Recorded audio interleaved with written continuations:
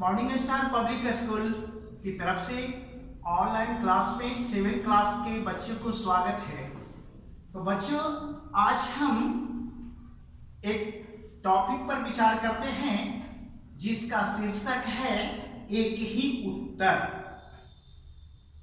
प्रस्तुत पाठ का उद्देश्य है बच्चों, मनुष्य जीवन में स्वास्थ्य का बड़ा महत्व है। जैसा कि आप लोग जानते हैं, हेल्थ इज ए वेल्थ, अर्थात स्वास्थ्य ही धन है। स्वस्थ शरीर का मानव जीवन में कितना महत्व है जो सब लोग जानते हैं। एक स्वस्थ व्यक्ति ही जीवन का समुचित आनंद उठा सकता है। एक रोगी व्यक्ति अपने जीवन के समुचित आनंद से वंचित होता है। तो प्यारे बच्चों, जैसा कि आपको बताया जा रहा है कि हमारे देश भारत में प्राचीन काल में प्रथम शताब्दी में चरक नाम के एक प्रसिद्ध आर्य विज्ञानी हुए। उनकी पुस्तक का नाम है चरक संहिता। जो कुछ बच्चे चरक संहिता से परिचित होंगे, आज भी यह पुस्तक जो है भारतीय चिकित्सा पद्धति में एक अहम भूमिका निभाता है। चरक प्राचीन काल में एक सुयोग चिकित्सक माने जाते थे बच्चों, और उस चरकाचार्य के पास दूर दूर के मेधावी छात्र पढ़ने के लिए आते थे और आयु विज्ञान का ज्ञान प्राप्त करके जाते थे। चरक का शिष्य होने के कारण समाज में उनका विशेष सम्मान होता था। प्यारे बच्चों, एक बार की बात है कि महर्षि चरक अपने आश्रम में विचार मग्न बैठे थे। ध्यान से बच्चे सुनेंगे।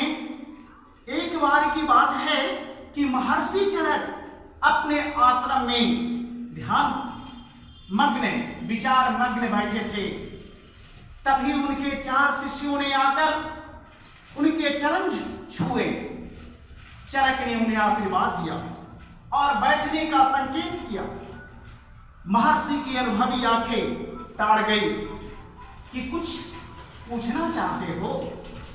चारों आश्रम के नए छात्र थे, अतः पूछने में संकोच कर रहे थे, क्योंकि ये जरूरी है कि कोई नए छात्र होते हैं जो शिक्षक से पूछने से संकोच करते हैं, लेकिन ऐसा होना नहीं चाहिए। शिष्य को अपने शिक्षक से बेहिचक पूछना चाहिए। जैसा कि बताया जा रहा है कि महर्षि ने प्यार भरे स्वर से पूछा, और एक शिक्षक का कर्तव्य होता है कि अपने बच्चों के साथ स्नेह के साथ, प्यार दुलार के साथ बताना चाहिए। महर्षि चरक ने प्रेम भरे स्वर से पूछा, क्या बात है पुत्र, तुम लोग क्या पूछना चाहते हो? चारों शिष्य कुछ सकपकाए और एक दूसरे को पूछने का संकेत करने लगे। चरकाचार्य ने फिर कहा, अध्यापक और चिकित्सक से कोई बात छिपाई नहीं जाती है बच्चों। मैं तुम्हारा आचार्य भी हूं और चिकित्सक भी, अर्थात डॉक्टर भी हूं, अतः निसंकोच पूछो। गुरुदेव, स्वस्थ व्यक्ति किसे कहते हैं? उत्साह में भरकर चारों एक ही साथ बोल उठे। यानी शिष्य का प्रश्न है कि गुरुदेव, स्वस्थ व्यक्ति किसे कहा जाता है, इसके बारे में हमें समझाइए। शिक्षक के मुख पर मुस्कान की हल्की रेखा उभरी। फिर गंभीर स्वर से उन्होंने कहा, इस प्रश्न का उत्तर पहले स्वयं ज्ञात करो। तुम चारों चार दिशाओं में जाओ और लोगों से विचार विमर्श करो और अपना अपना मत मुझे बताओ। यानी चारों शिष्य जो है चारों दिशाओं में जाओ और लोगों से विचार विमर्श कर अपना अपना विचार मुझे बताओ।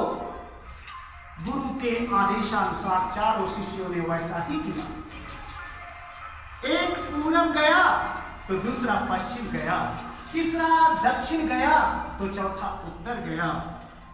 पहला शिष्य संध्या के समय एक गांव की चौपाल पर पहुंचा और उसने अपना परिचय मुखिया जी को दिया और लोगों से पूछा, भाइयों, आपकी दृष्टि में स्वस्थ व्यक्ति कौन है? चौपाल के लोगों ने एक ही आवाज में उत्तर दिया, स्वस्थ व्यक्ति वही है जो कठोर काम करके अपने जीविका यापन करते हैं और गहरी नींद आती है और कोई बीमार नहीं पड़ता है, वही स्वस्थ व्यक्ति है। दूसरा शिष्य घूमता घामता एक नगर के चौक पर पहुंचा। चौक पर बड़ी भीड़ भाड़ जमी थी। भीड़ को संबोधित करते हुए कहा कि आपकी दृष्टि में स्वस्थ व्यक्ति कौन है, कृपया कर मुझे बताइए। प्रश्न को सुनकर भीड़ से अनेकों स्वर उठे, अनेकों आवाज निकले, जिसमें बताया कि जो नियमित रूप से च्यवनप्राश का सेवन करता है वही स्वस्थ है। एक ने कहा तो दूसरा बोलता है जो मकर ध्वज का सेवन करता है वही स्वस्थ है। नहीं, जो व्यक्ति नियमित रूप से द्राक्षारस का सेवन करते हैं वही स्वस्थ है। यानी जितनी मुख उतनी बातें उस व्यक्ति के पास, उन व्यक्तियों के पास से मिला। सभी किसी न किसी गुणकारी औषधि का नाम ले रहे थे। अब देखिए तीसरा शिष्य की बात करते हैं। तीसरा शिष्य सुबह एक जलाशय के पास पहुंचा। जलाशय का मतलब तालाब के पास पहुंचा। वहां बहुत से लोग स्नान कर रहे थे। जवान और किशोर तैर रहे थे। जैसा कि आप लोग किशोरावस्था में हैं बच्चों, बालक वृद्ध पानी में घुसकर डुबकियां लगा रहे थे। उसने सभी स्नार्थियों को ध्यान आकर्षित करते हुए कहा, आप लोग स्वस्थ व्यक्ति किसे मानते हैं?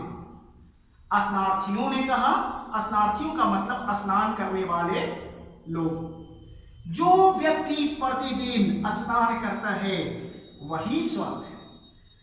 तट पर व्यायाम कर रहे लोगों ने कहा, नियमित व्यायाम करने वाला व्यक्ति स्वस्थ है।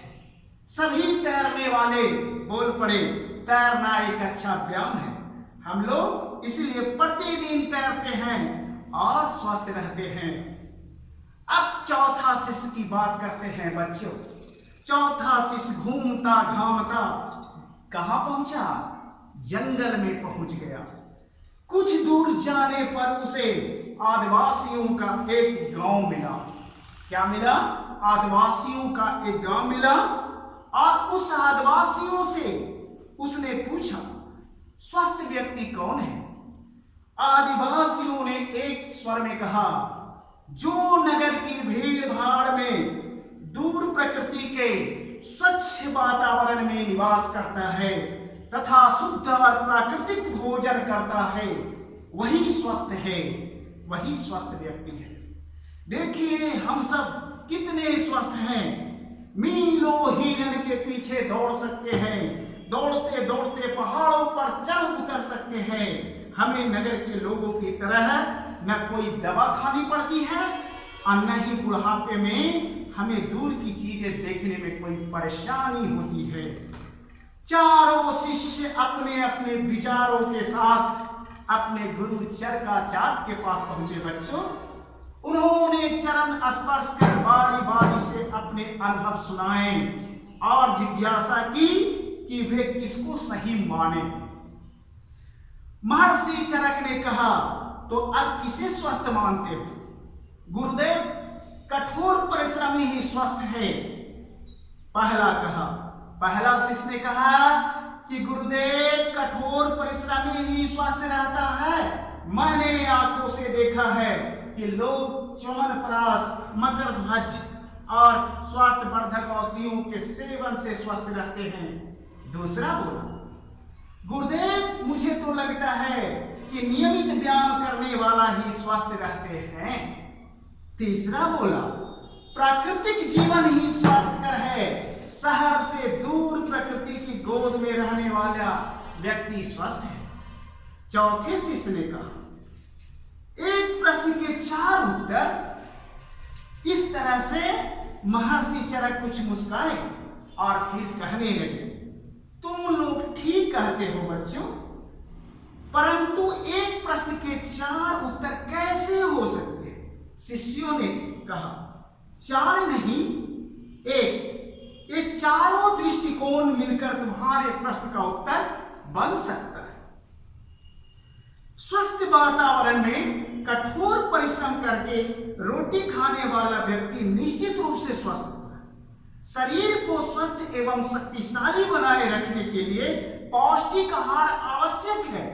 स्वच्छ हवा, पानी, धूप भी अत्यंत उपयोगी है। व्यायाम से शरीर गठीला और मजबूत होता है। खेल कूद से मनोरंजन होता है और शरीर की स्फूर्ति बढ़ जाती है। यौगिक क्रियाओं को सही ढंग से करने से व्यक्ति स्वस्थ एवं दीर्घायु बनता है। तब औषधि सेवन स्वास्थ्य के लिए आवश्यक है। एक शिष्य ने पूछा, चरकाचार्य बोले, क्यों नहीं? जब कोई बीमार पड़ता है अथवा दुर्बल हो जाता है अर्थात कमजोर हो जाता है, तो वह अपनी बीमारी और दुर्बलता को दूर करने के लिए हमारी औषधियों का उपयोग करें, और परंतु अपने पेट को औषधियों का भंडार न बनाएं। औषधियां तो एक सीमा तक ही लोगों की सहायता कर सकती है। यह सुनकर चारों शिष्यों के चेहरे प्रसन्नता से चमक उठे। उन्हें अपने प्रश्न का उत्तर मिल गया। तो बच्चों, जैसा कि इस चैप्टर में एक ही उत्तर में हम लोग देखें कि स्वस्थ व्यक्ति का पहचान होता है कि कठोर परिश्रम करके भी जीवन यापन करता है, नियमित व्यायाम करता है, लेकिन कभी बीमार नहीं होता है। तो बच्चों, हम लोग भी अपने शरीर को स्वस्थ बनाएं, सेहतमंद रहें, ताजगी पूर्ण संतुलित भोजन का आहार करें, ताकि हम लोग स्वस्थ रहें और बीमार से दूर रहें। तो बच्चों, आज 7th क्लास के बच्चों के लिए इतना ही क्लास में रहा। अगले क्लास में हम पुनः मिलेंगे। Thank you, have a nice day.